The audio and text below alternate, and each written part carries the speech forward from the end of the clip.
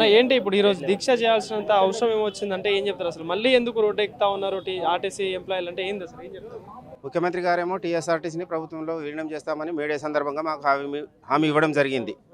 కానీ గౌరవ transport minister Ponnam Prabhakar గారేమో గత 4-5 రోజుల నుండి వివిధ రకాలుగా స్టేట్మెంట్ ఇస్తున్నాం. ముందే ఎలక్షన్లు పెడతాము, ఎలక్షన్లలో గెలిచిన గుర్తింపు పొందిన యూనియన్ ప్రతినిధులను విలీన కమిటీలో మెంబర్గా చేస్తాము, ఆ తర్వాత విలీనాన్ని అధ్యయనం చేస్తాము, ఆ తర్వాత ప్రకటిస్తామని అంటున్నారు.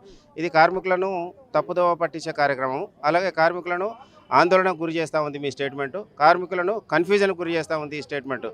దయచేసి మరి ఈ విషయం అయితే ముఖ్యమంత్రి నాలెడ్జ్లో ఉండి ఈ ప్రకటన రాలేదని మేమైతే ఆశిస్తూ ఉన్నాము. అందుకే గౌరవ పొన్నం ప్రభాకర్ గారు ట్రాన్స్పోర్ట్ మినిస్టర్ గారు ఇప్పటికైనా లోపాయకారిగా కొంతమంది కార్మిక ద్రోహులు మీ దగ్గరకు వచ్చి ఆ స్టేట్మెంట్ మీ ద్వారా ఇప్పించలేమని పూర్తి అందరికీ కూడా ఓపెన్ సీక్రెట్ ఇది, ప్రతి ఒక్క ఆర్టీసీ కార్మికుడికి తెలిసిన విషయమే. కాబట్టి అలాంటి కార్మిక ద్రోహులను మీరు దగ్గరికి రానియకూడదు, గవర్నమెంట్ కూడా చెడ్డ పేరు వస్తుందని ఈ సందర్భంగా పొన్నం ప్రభాకర్ గారిని అభ్యర్థిస్తూ ఉన్నాం. ఎందుకంటే వీళ్ళు కొంతమంది ఏదైతే యూనియన్ నాయకులు ఉన్నారో వాళ్ళు అంత చేయాల్సిన అవసరం ఏమొచ్చింది అంటే, ఎందుకంటే ఇప్పుడు దీనివల్ల ప్రభుత్వం కూడా బ్యాడ్ నేమ్ వస్తుంది కదా. సో ప్రభుత్వం వాళ్ళ మాటలేని చేస్తుందని అనుకుంటున్నారు.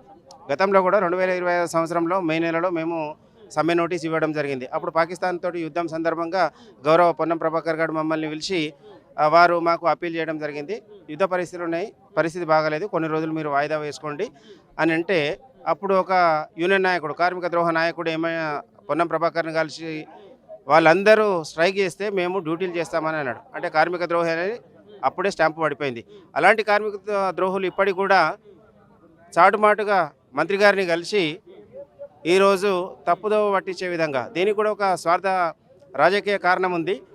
ఒకవేళ ఆయన ఆర్టీసీలో లేడు, ఇప్పుడు ఒకవేళ యూనియన్ ఎలక్షన్లు కనుక జరగకపోతే ఆయనకు చందాలు వసూలు చేసే పరిస్థితి ఉండదు, అదే దందాలు చేసే పరిస్థితి ఉండదు, లావాదేవీలు నడిపించే పరిస్థితి ఉండదు, లాబియింగ్ నడిపించేది ఉండదు. కాబట్టి ఆయన స్వార్థం కొరకు ఆయన ముందు కనుక ఎలక్షన్లు పెడితే నేను సభ్యత్వం రూపంలో చందాలు కార్మికుల దగ్గర నుండి వసూలు చేసుకుంటా, పబ్బం గడుపుకుంటా అనే ఉద్దేశంతో ఆయన గౌరవ ట్రాన్స్పోర్ట్ మినిస్టర్ గారిని కలిసి మేమైతే ఎన్నికలకు సిద్ధమనే స్టేట్మెంట్ ఇస్తున్నాడు. ఇంకో నాయకులు కూడా, జేఏసీ నాయకులు కూడా ఆడియో వైరల్ అయిపోయింది, రాష్ట్ర వ్యాప్తంగా కూడా అందరికీ ప్రతి ఒక్క కార్మికుడికి తెలిసింది.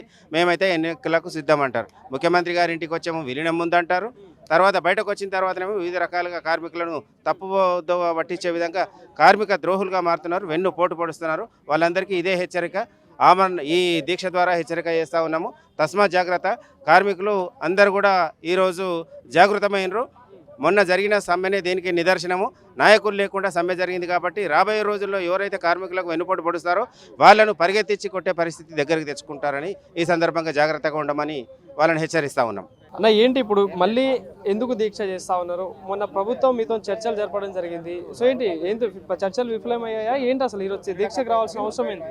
మాది ప్రధానమైన డిమాండ్ ఒకటే, టీజేఎంయూ ప్రధాన డిమాండ్. 2017లో మేము ఈ యూనియన్ స్థాపించినాము.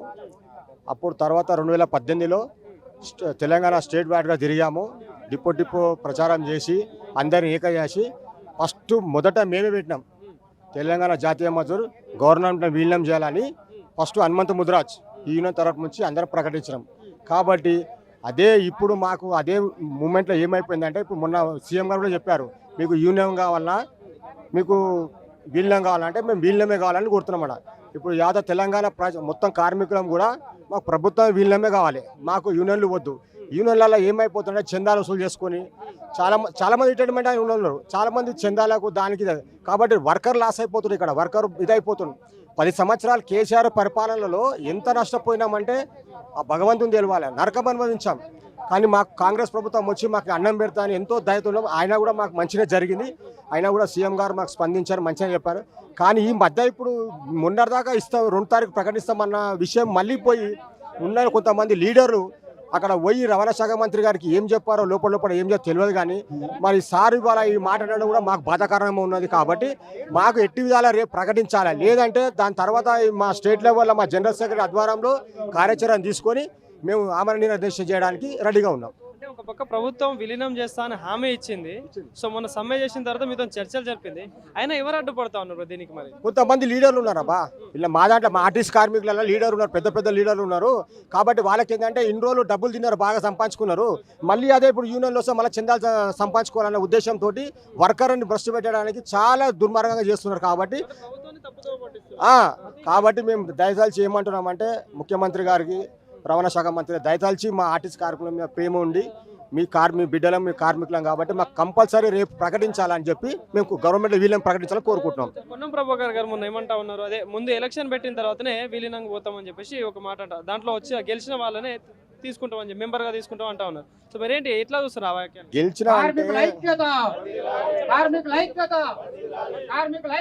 గెలిచిన అంటే వాళ్ళు ఏం చేస్తున్నారంటే ఇప్పుడు గవర్నమెంట్ లో ఇప్పుడు